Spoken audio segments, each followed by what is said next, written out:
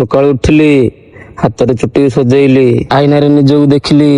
ଆଇନା ଗନ୍ଧିଆ ହେଇଥିଲା, ମୁଁ ବି ଗନ୍ଧିଆ ଦେଖା ଯାଉଥିଲି।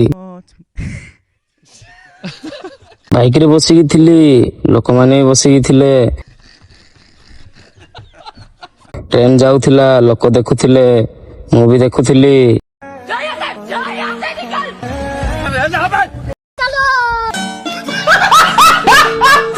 ପାହାଚରେ ଚଢି ଚଢି ଗଲି, ଥକି ଗଲି, ଯାଇକି ବସି ପଡିଲି।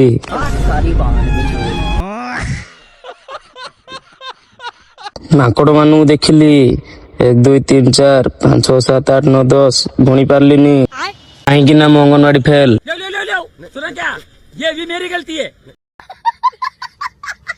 ଯାଇକି ମାଙ୍କର ଦର୍ଶନ କଲି, ସାଇଡକୁ ଆସିକି ଭିଉର ମଜା ନେଲି।